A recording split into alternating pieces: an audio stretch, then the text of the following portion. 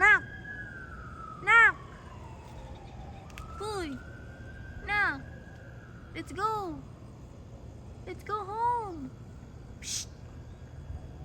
Now ready to go? It's time for us to go bye-bye. Dali na! Boy! Ba! Anak! Teddy! Let's go!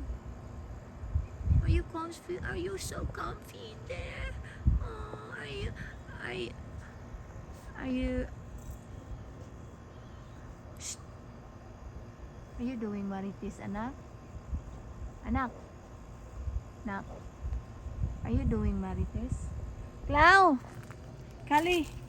Let's go! Let's go inside now! Dali! Uy! Let's go! Let's go home now, nanak! Nak! Ted!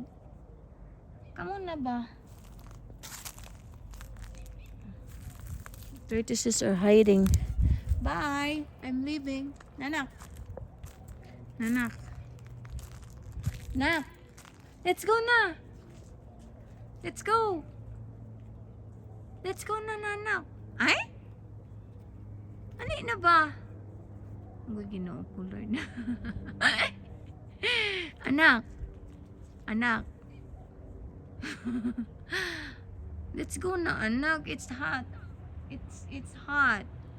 It's like about 6 o'clock, but it's still hot. Oh, welcome to Arizona. Shh, babe. Knock, knock.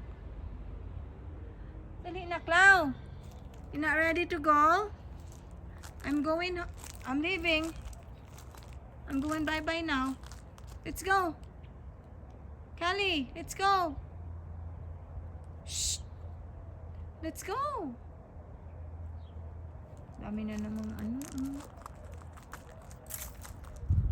Let's go na. Daddy.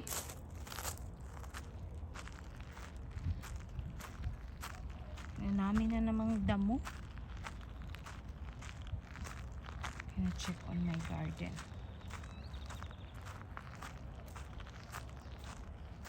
It's 6 p.m. and the sun is still hot.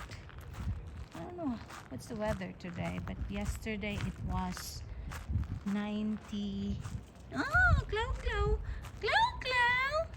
Where's Daddy? Callie, come here.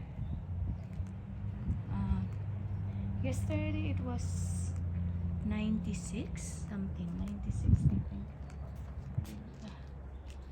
I need to check my garden and yeah.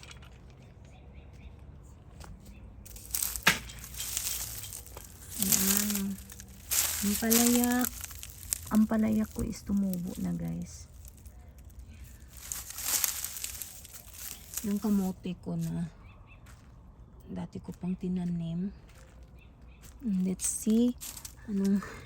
Ayun, may tinanim kasi akong apple, guys. And this is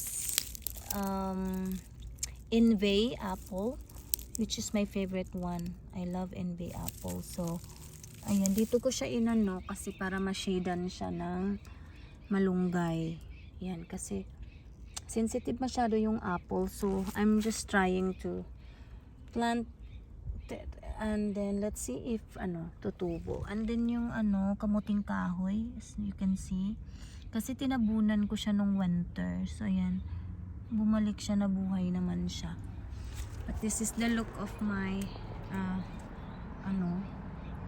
malunggay. And ang daming tumubo, guys. May, ayan, mga, beans. Or, sitaw. And then, may asparagus ako. Then yung sangig at ito, accidentally ko siyang napu. Hopefully mabuhay siya uli. And then I try to grow some mango over there on that thing. I hope tutubo. Sangig, yan. Yan, nagtanim ako ng mais. I planted some mais. Ayan, ang daming tumubo na sitaw. Yun yung nakaraan, yun yung watermelon. Oh, yung tumubong watermelon dito.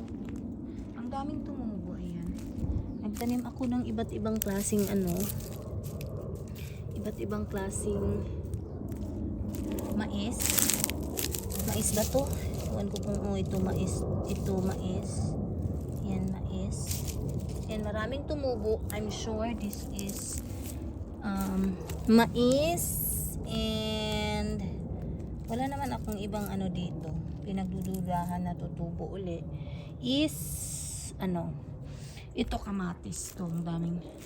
I'm sure maraming tutubo ang kamatis, watermelon kasi ito or ito.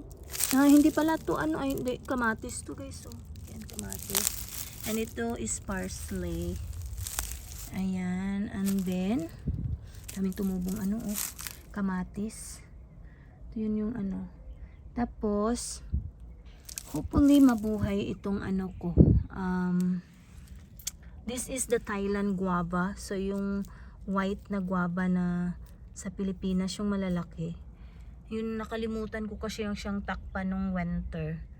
But then nakikita nyo, tumubo siya ulit. So I'm so happy. So muntik na akong malungkot kasi nga akala ko hindi na siya mabubuhay. But then thanks God, I think buhay siya. Ayan. So ayan, ang daming kamatis na tumubo kasi ang dami kong kamatis dito na nung pang-winter. Ayan, ito may na. Tapos yan, ang daming beans na tumubo. At ito naman yung mint, ang daming mint talaga. Ko na, pinatay ko na. Tapos yung tanglad or yung lemongrass pinatay ko at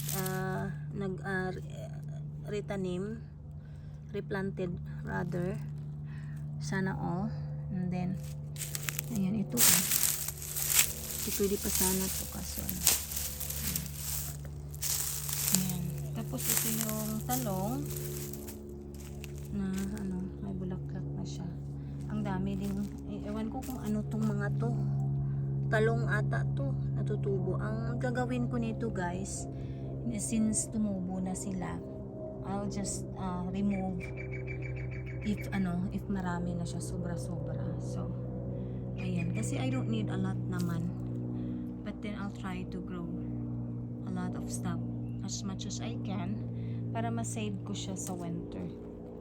Actually ang dami ko pang ampalaya na sa freezer.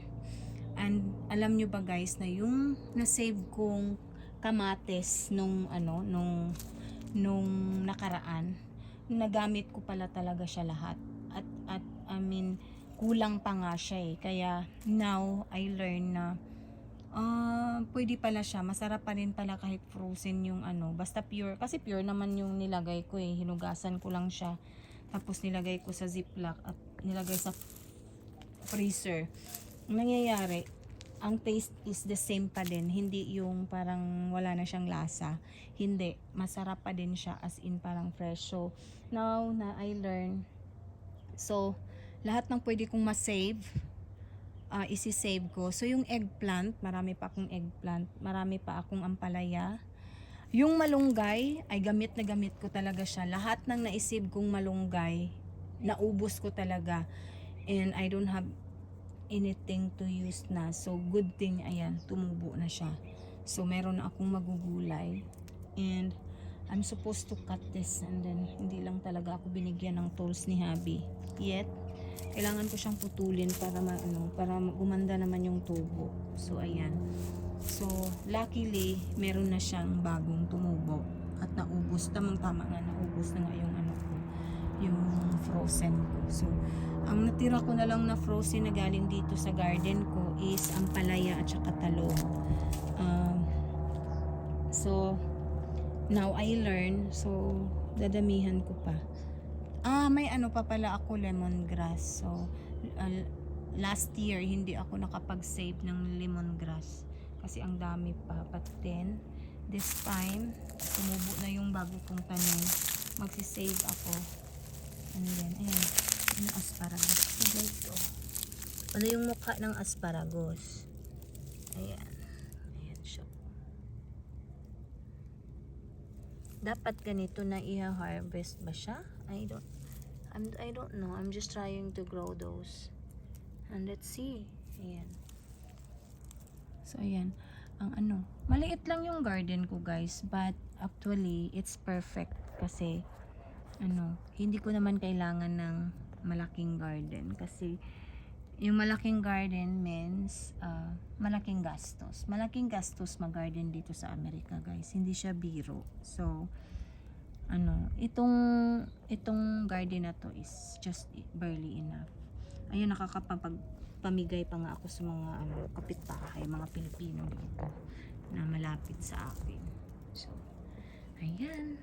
So, thank you. May malunggay na naman ako. Ayan yung dalawa, umuwi na. Ayan na. Ay, tatlo pala.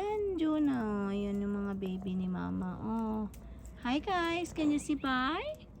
Okay, bye guys. Thank you for watching. Ha, Teddy? Ayan o. Sama-sama kay mami yan.